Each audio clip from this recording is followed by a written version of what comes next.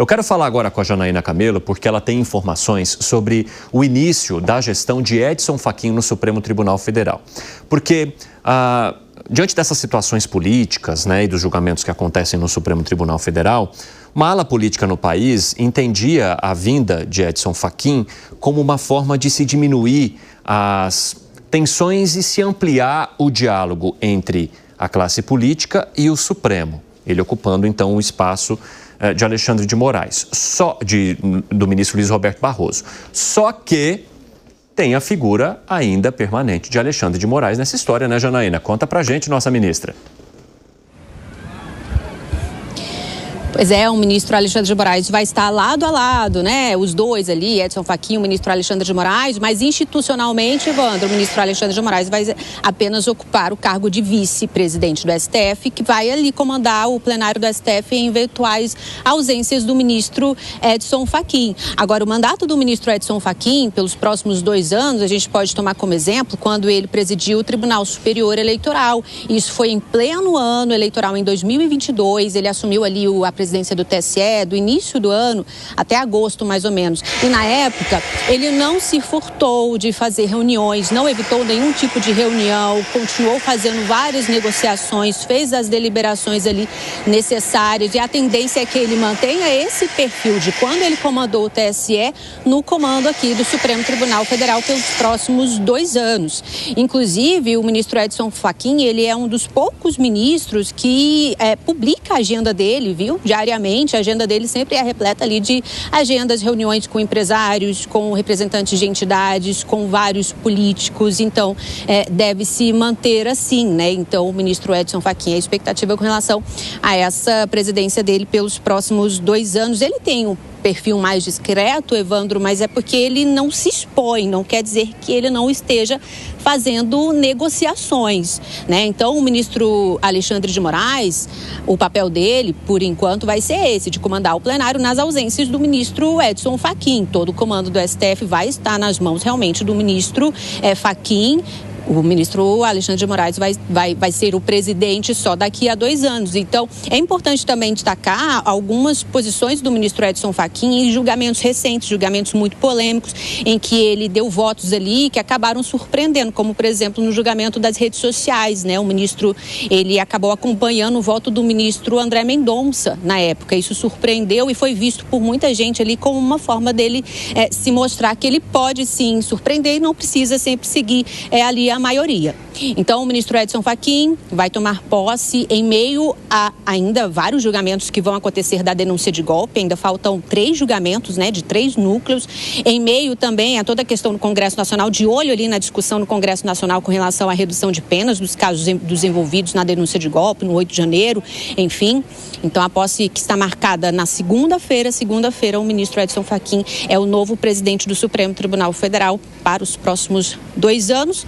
Ao lado dele, o ministro Alexandre de Moraes, que por enquanto vai ser apenas o vice-presidente do STF. Evandro. Obrigado pelas informações, Janaína Camelo. Um abraço para você.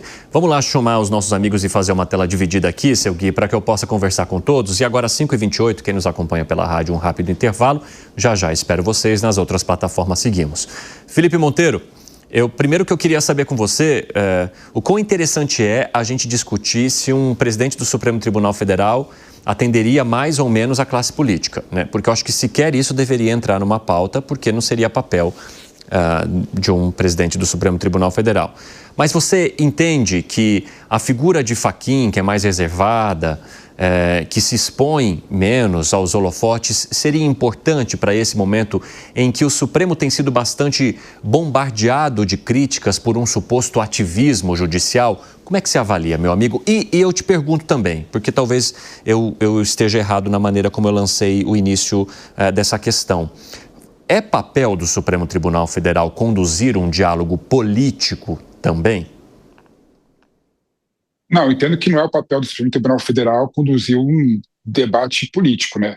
Eu entendo que há momentos, por exemplo, que o STF pode ser um órgão de pacificação, né, de questões que têm algum tipo de controvérsia, né? Por exemplo, entre o Poder Legislativo e o Poder Judiciário, né, existem instrumentos jurídicos de que você senta na mesa com o Poder judiciário para chegar num acordo ali, né?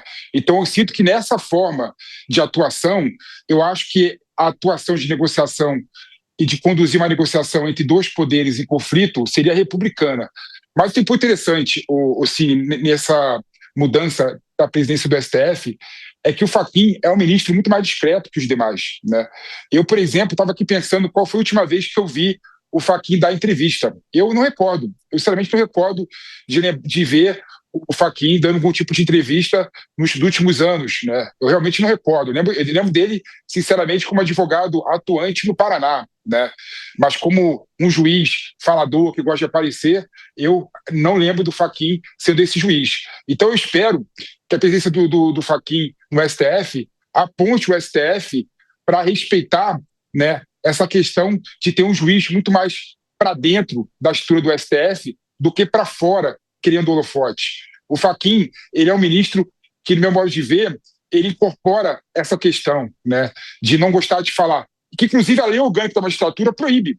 A lei orgânica da magistratura proíbe que ministros do STF e que juízes em geral deem entrevistas de assuntos que ele venha julgar, o que ele esteja julgando, né?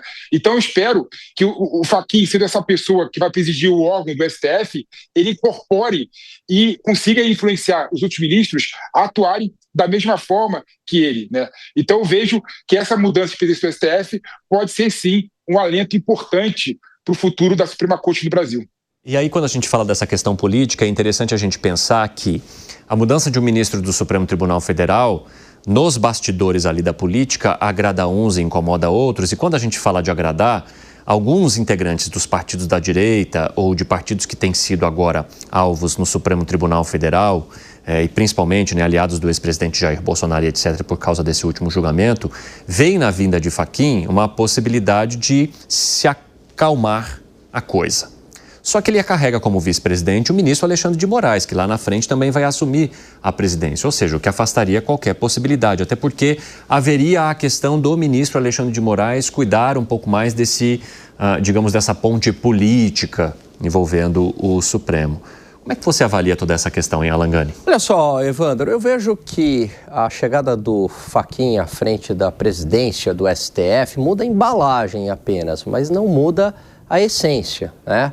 Até porque, por exemplo, né, muita gente aí critica as ações, as decisões do ministro Alexandre de Moraes, acreditando que é algo exclusivamente dele. Mas, veja, ele toma essas decisões também chancelado pelos outros ministros, né? Então, quando a gente fala de uma Suprema Corte que está politizada, não se deve apenas a um ou outro ministro, mas a gente fala de uma maneira geral, do colegiado. Então, não vejo que a troca da presidência da Suprema Corte vai diminuir esse caráter político, né, da Suprema Corte. Não, muda talvez a forma de se comunicar, né, com menos holofotes. De fato, o ministro Fachin, ele tem um perfil muito diferente do ministro Barroso, do seu antecessor.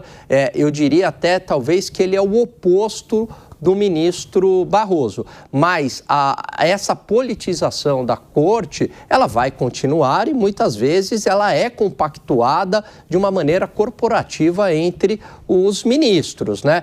E aí até me causou um certo espanto aqui no comentário anterior do PP, não agora, né? Lá no início do programa, que eu fiz uma provocação falando da questão política do Poder Judiciário e ele disse que isso não existia e tal. Fala, pô, então peraí, PP, derrotamos o bolsonarismo é o quê? Né, se não é uma opinião política.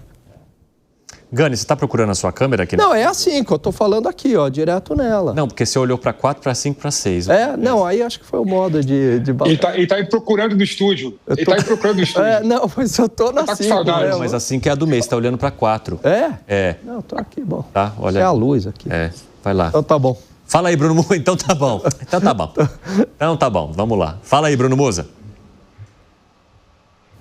Eu acho que independente do espectro político e ideológico de cada um, a gente sabe que hoje o judiciário brasileiro, infelizmente, tomou uma proporção de politicagem que qualquer pessoa com razoabilidade, seja maior ou menor grau, concorda com relação a isso, em muitos casos, inclusive, com certa unanimidade, né? O Fachin volta um pouco naquilo que eu falei no comentário anterior. Todos nós temos nossos vieses. Qualquer busca, você sabe que o Fachin é uma pessoa que sempre foi alinhada às ideias da esquerda, ele sempre foi muito próximo a movimentos de esquerda, se não me engano, inclusive movimentos sociais. Portanto, está claro do perfil político e ideológico dele, com o qual eu não compactuo, mas faz parte do âmbito privado de cada um.